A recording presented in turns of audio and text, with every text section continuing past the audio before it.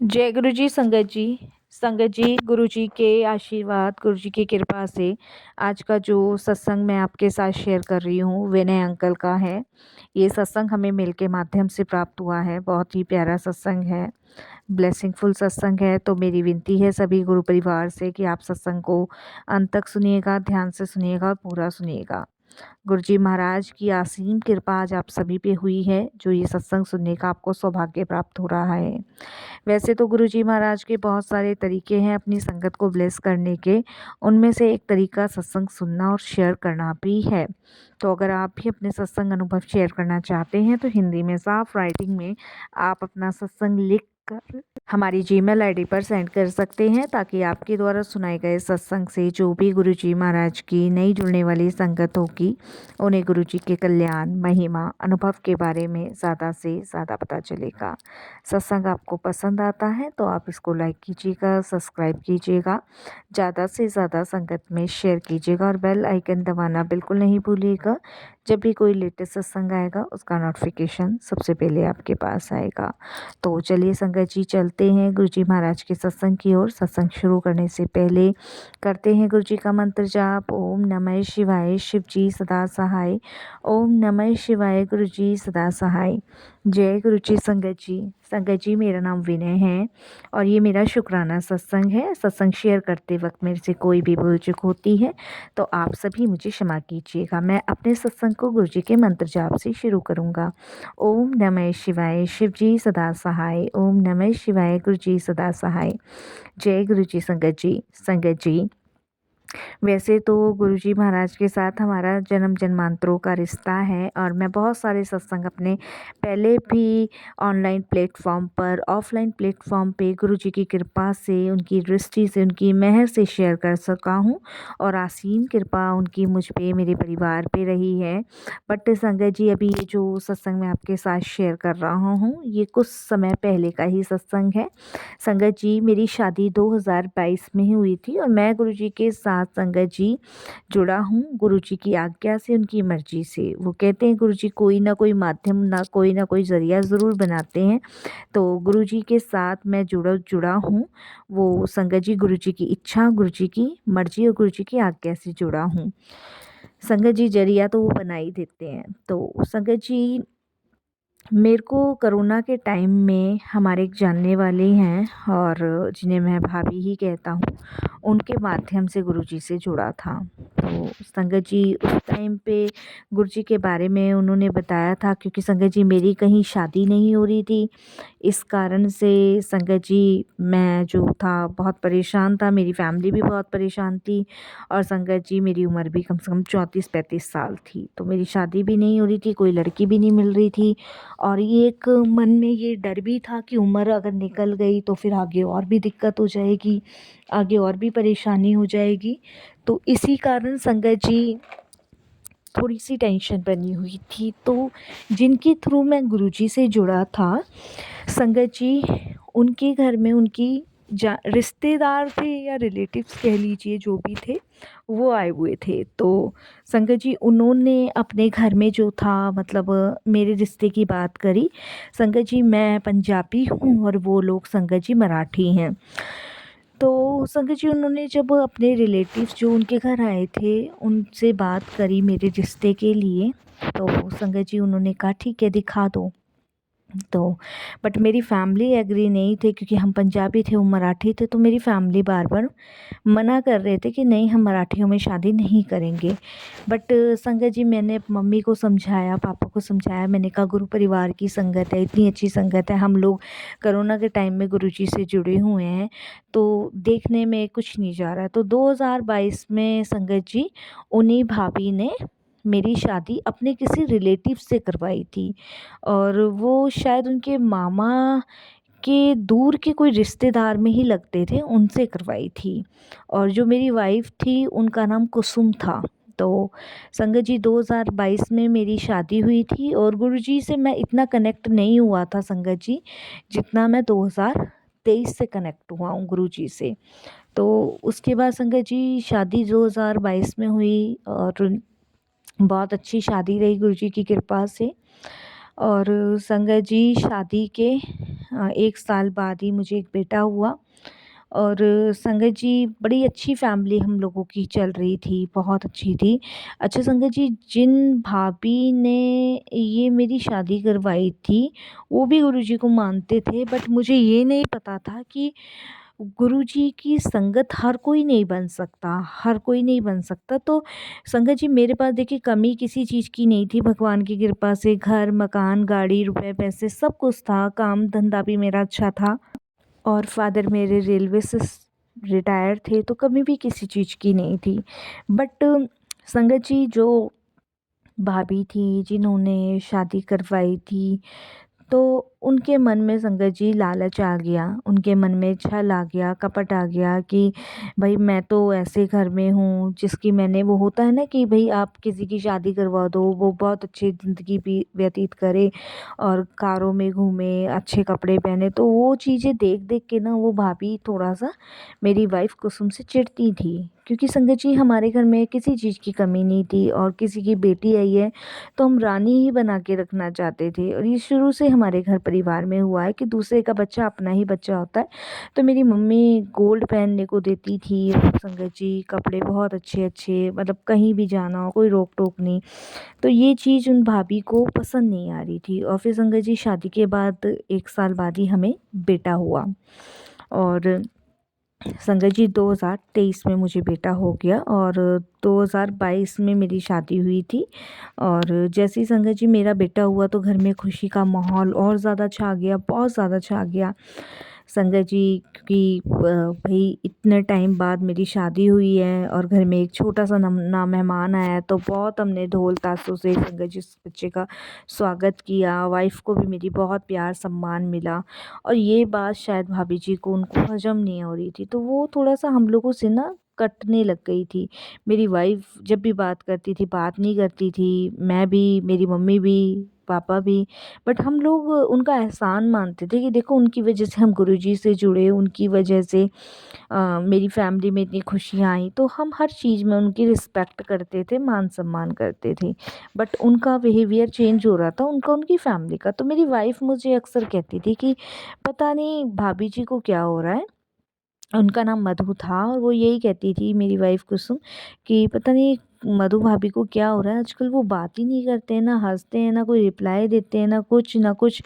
तो मैंने कहा हो सकता है कोई प्रॉब्लम हो। तो मेरी वाइफ़ ने कहा कि मैंने बहुत बार पूछा लेकिन उन्होंने बताया नहीं। तो मैंने कहा ठीक है कोई बात नहीं भई, कभी-कभी घर में हो जाता है, कोई प्रॉब्लम हो जाती है। तो उन्होंने कहा मैं गुरुजी के दरबार के लिए भी कहती हूँ, वो मना कर देती हैं, और पता चलता है किसी और के साथ चली जाती हैं। तो संगत जी ये तो देखिए सामने वाले के बारे में पहले ही पता चल जाता है, उसकी शक्ल से पता चल जाता है, फिर भी मैं अपनी वाइफ़ को ये सब चीज़ें नहीं शेयर करता था। उसके बाद संगत जी बहुत अच्छी लाइफ़ चल रही थी, और संगत जी दिन पर दिन बहुत हम लोग तरक्की कर रहे थे, परमात्मा गुरुजी की कृपा से, उनकी मेहर से। बड़े मंदिर भी माथा टेकवा के लाए, सब कुछ किया। और संगत जी जो भाभी जी थी, उनका जलना और उनका अ, ईर्ष्या करना इतना बढ़ता चला जा रहा था कि संगत जी उन्होंने मेरे बच्चे पे कुछ करवाना शुरू कर दिया। मेरा बच्चा बीमार होना संगत जी शुरू हो गया 2023 में। मेरा बच्चा सिर्फ 2.5 महीने का था। बच्चा बीमार होना संगत जी शुरू हुआ। हम लोग थोड़ा-सा घबरा गए, दवाई वगैरह हम करवाते थे, असर नहीं होता था। ना वो हँसता था, ना रोता था, ना माँ का दूध पीता था, ना कुछ भी नहीं। संगत जी हर डॉक्टर को दिखा रहे थे, लेकिन नहीं, कोई फ़ायदा नहीं हो रहा था, बीमार ही पड़ा हुआ था। इतना तेज़ बुखार संगत जी कि जब हमने डॉक्टर को दिखाया तो डॉक्टर ने हमें इसको एडमिट करने के लिए कहा। अब संगत जी जब डॉक्टर ने एडमिट करने को कहा तो हम एकदम से डर के घबरा गए कि भई ये क्या हुआ? मेरी मम्मी और मेरी वाइफ़ तो इतनी रोकर परेशान, बहुत ज़्यादा परेशान। हमने गुरुजी के दरबार में भी माथा टेका, वहाँ भी लेके गए, लेकिन संगत जी बच्चे का बुखार बिल्कुल भी नहीं उतर रहा था, और संगत जी डॉक्टर ने एडमिट के लिए बोला। फिर संगत जी डॉक्टर के कहने से हमने यशोदा हॉस्पिटल है हमारे यहीं पे ही, बच्चों का ही है, हमने उसमें उसको एडमिट करवाया। जब संगत जी हमने एडमिट कराया तो डॉक्टर ने बोला कि इसका बुखार नहीं उतर रहा है बिल्कुल भी, और अगर बुखार नहीं उतरेगा, सर में चढ़ जाएगा तो बच्चे खतरे में आ जाएगा, ये डॉक्टर ने हमें बोला। और संगत जी हम बहुत बुरी तरह घबरा गए, बहुत ही बुरी तरह कि क्या हुआ। इधर संगत जी कुछ समझ नहीं आ रहा था। मैंने मम्मी को भी कहा, मैंने कहा बुखार ही नहीं उतर रहा है, डॉक्टर मेडिसिन्स दे रहे हैं, इंजेक्शंस लगा रहे हैं, दूध भी नहीं पी रहा है, कुछ भी नहीं, रोना हंसना नहीं, बस शांत संगत जी, बस रोता रोता रोता तो रोता ही रहता, हंसने का तो नाम ही नहीं था। और उसके बाद संगत जी, मेरी मम्मी की एक सिस्टर हैं जो संगत जी यहीं पे ही रहती हैं, गाज़ियाबाद में। तो मेरी मम्मी ने उनसे फ़ोन पे बात करी तो उन्होंने बताया कि यहाँ पे एक आंटी जी हैं। और जबकि देखिए संगत जी, हम गुरुजी से भी जुड़े हुए थे और उस टाइम पे तो मेरी उन आंटी जी ने बोला कि यहाँ पे एक हैं और तुम यहाँ पे आ जाओ दिखाने के लिए, एक अम्मा जी देखती हैं, क्या पता किसी ने कुछ करा हो। तो संगत जी, मेरी मम्मी नहीं मानी, जबकि मैंने बहुत मना किया। मेरी मम्मी संगत जी नहीं मानी, बिल्कुल नहीं मानी, और वो चली गई गाज़ियाबाद दिखाने। वो गाज़ियाबाद दिखा के आई तो वहाँ उन आंटी ने बताया कि तुम्हारे पोते पे तो किसी ने कुछ कर रखा है, बहुत तगड़े वाला कर रखा है। और वही चीज़ संगत जी जो उन आंटी ने बताई, वही चीज़ एक दिन पहले ड्रीम में गुरुजी ने मेरी वाइफ़ को दिखाई थी। तो संगत जी, गुरुजी की कृपा ऐसी रही, हमें नहीं पता था, बिल्कुल भी नहीं पता था संगत जी। उन भाभी जी ने हमारे घर के अंदर संगत जी, क्योंकि मैंने आपको बताया कि फैमिली जैसा हम लोग उनको ट्रीट करते थे, वो हमें फैमिली जैसा, और आना-जाना भी था। जब से मेरा बच्चा हुआ, जब से मेरी शादी हुई, तब से उनका बिहेवियर चेंज हुआ। और संगत जी, उन्होंने हमारे ही घर के अंदर संगत जी ना जाने क्या काले कपड़े में संगत जी करके, और पता नहीं क्या क्या था। देखिए संगत जी, मैंने नहीं देखा, जो घर की लेडीज़ वगैरह थी उन्होंने देखा और फिर फेंका। मेरे को तो बस जो मैंने अपनी आंखों से देखा वही बताऊंगा। संगत जी, उसमें बच्चे के कपड़े का टुकड़ा था, लौंग, इलायची, जायफल, और संगत जी काली मिर्चें, पता नहीं क्या क्या संगत जी उसमें चीज़ें बंधी हुई थी। मेरे बच्चे का संगत जी जो गले में वो पहनाते हैं, उसका थोड़ा-सा हिस्सा काट के, और हम यही सोचते थे कि पता नहीं क्या है, क्या नहीं है। संगत जी, जब हमने देखा तो संगत जी उसमें ये सब चीज़ें निकली, सिंदूर वगैरह ये सब निकला। और ये मेरी वाइफ़ को गुरुजी ने एक दिन पहले ड्रीम में भी दिखाया था। मेरी वाइफ़ मुझे बार-बार कह रही थी, मुझे पता नहीं भूत-प्रेत के सपने क्यों आ रहे हैं, और ये अशित हम मेरी गोद में होता है जब ही आते हैं। तो गुरुजी हमें पहले ही सतर्क कर रहे थे, बाकी उन आंटी को शायद माध्यम बनाया था, तो हम नहीं गुरुजी के उस समय हिंट समझ पा रहे थे बिल्कुल भी। तो उस समय बच्चे की टेंशन भी बहुत ज़्यादा थी, तो उन आंटी ने बोला कि अपने घर में जो है किसी ऐसी जगह पे देखो कि कुछ ना कुछ तुम्हें पड़ा मिलेगा, और यही कारण तुम्हारे बच्चे के बीमार होने का। तो संगत जी, घर की साफ़ सफाई मम्मी ने करनी शुरू करी, चेक करा। तो संगत जी, आप बिलीव नहीं करोगे कितनी बड़ी बात है। मैं चाहता हूँ वो आंटी जो हैं जिन्होंने हमें बताया, एक तो उनका भी शुक्राना करना चाहता हूँ, और मैं चाहता ये भी हूँ कि वो भाभी जो हैं, मधु भाभी, वो ये सत्संग सुने, उन्हें पता चले कि उन्होंने ऐसा किया, किसी की जान खतरे में डाली, किसी बच्चे मासूम की जान खतरे में डाली। मैं गुरुजी से अरदास करता हूँ, ये सत्संग उन तक ज़रूर पहुँचना चाहिए गुरुजी महाराज, ताकि उन्हें पता चले कि उन्होंने क्या किया। संगत जी, देखिए गुरुजी की मेहर, देखिए मेरे घर में एक डॉगी है, और संगत जी हमारे यहाँ ना एक गमला है, जो कि एक हमने गमला लगवाया था। और जैसे आमने सामने घर है भाभी का और हमारा, तो हम दोनों ने साथ ही लगाया था। तो उसकी मट्टी भाभी के घर से ही आई थी गमले में डलने के लिए, तो उन्होंने कहा था उस टाइम पे कि मेरे पास मिट्टी है, जब मेरे बेटे का हो चुका था सब कुछ, नामकरण वगैरह। तो उस समय हमने गमला लगवाया था मेरी वाइफ़ कुसुम ने, तो उन भाभी जी ने कहा था कि मेरे यहाँ मिट्टी पड़ी हुई है गमले में, तो हम लोग इसी को यूज़ करते हैं। तो आधी उनकी डली थी, आधे हमारे, तो उस गमले में संगत जी वो चीज़ गड़ी हुई थी। और देखिए अचानक से, देखिए वैसे हमारा जो डॉग है हमारे घर में कभी नुकसान नहीं करता, लेकिन उसने ऐसे पता नहीं क्या उस जंजीर से बांधा हुआ था, उस दिन हम परेशान थे, तो गमला भी वहीं रखा था, तो उसने अपनी टक्कर मार के वो गमला गिरा, और जैसे ही वो गमला संगत जी टूटा, तो उसके जो हमारा डॉग है उसके ऊपर वो गमला गिरा, और संगत जी डॉग हमारा जो था उसी समय संगत जी जो था ख़त्म हो गया। और डॉग ख़त्म हो गया क्योंकि संगत जी गमला भारी था देखिए, और डॉग ने जैसे ही धक्का मारा, वो थोड़ा-सा ऊँचाई पे था, डॉग उस जैसे ही मतलब उठा और धक्का लगा, और ये भगवान जाने क्या हुआ, मुझे नहीं पता, लेकिन अ, जैसे भी वो उसने धक्का उससे लगा, या ये कहिए लीला थी गुरुजी की, या ये कहिए कष्ट था जो कट गया, बहुत बड़ा कष्ट मेरे बच्चे पे था। और डॉग के जाने का मुझे बहुत दुःख है अपने, बहुत ज़्यादा, मैं आज भी परेशान रहता हूँ इसके लिए। और संगत जी जैसे ही वो गमला गिरा, तो मेरा जो डॉग था उसके ऊपर गिरा, तो वहीं की वहीं संगत जी उसके प्राण ख़त्म हो गए, क्योंकि वो गमला संगत जी सीधे उसके सर पे लगा, और सर पे से वो इतना भारी था कि वो सर उसका वहीं की वहीं संगत जी फट गया। और जैसी संगत जी मेरी मेड ने मुझे फ़ोन किया, उस समय मम्मी भी संगत जी हॉस्पिटल में थी, वाइफ भी, मैं भी, तो मैं फटाफट से संगत जी घर भागा। पापा संगत जी इधर उधर थे, तो जैसे ही पापा को ही फ़ोन किया, हम लोग घर पहुँचे पापा और मैं और संगत जी, कुसुम मम्मी हॉस्पिटल में ही थी बच्चे के पास। तो हम लोगों ने संगत जी कुत्ते को वो किया, तो मेड संगत जी वो गमला जो था हटाने लगी, तो उसने फ़ोन पे संगत जी हमें बताया था कि ऐसे-ऐसे हुआ। हमने ज़्यादा ध्यान नहीं दिया गमले पे, लेकिन जब एकदम से मेड ने सफाई की और मेड जैसी ही चिल्लाई, तो संगत जी उसने कहा, भैया जी ये क्या है? तो संगत जी जैसे ही हमने वो देखा, तो हम हैरान हो गए कि गमले में ये सब कहाँ से आ सकता है, कैसे आ सकता है? तो संगत जी हम सब समझ गए जब मेरी वाइफ ने संगत जी कहा इसे खोल के देखो, क्योंकि संगत जी कम से कम बहुत छोटी सी पोटली थी वो। और जब उसे खोला तो इतना सारा सामान मिला, मेरे बच्चे की जो नाड़ होती है ना पेट की, वो भी इस पोटली के अंदर मिली। तो सब समझ आ गया संगत जी की गुरुजी की मेहर है जो आज मेरा बच्चा बच गया। लेकिन जो मेरे बच्चे का कष्ट था वो उस कुत्ते के ऊपर आ गया।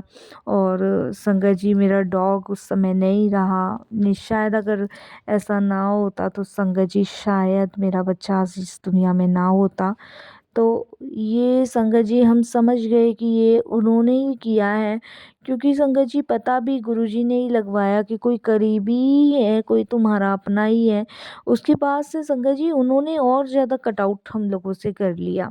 और संगत जी मतलब लोगों में, आस पड़ोस में हमारी बुराइयां करना शुरू कर दी, हमें पता चल जाता था जब लोग हमें बताते थे। तो ये सब चीज़ें थी संगत जी, बस देखिए गुरुजी की मेहर, देखिए अगर गुरुजी उस दिन ना होते तो शायद आज बच्चा ना बचता। तो ये तो गुरुजी की कृपा है, गुरुजी की मेहर है जो बच्चा मेरा बचा हुआ है। और इतना बड़ा कष्ट गुरुजी की कृपा से संगत जी उस कुत्ते पे आया। और देखिए सोचिए अगर शायद उस पे ना ये कष्ट आया होता तो आज मेरा बच्चा ना जीवित होता। तो संगत जी वो कहते हैं ना, जिसको आप अपना मानो ना वही आपको धोखा देता है।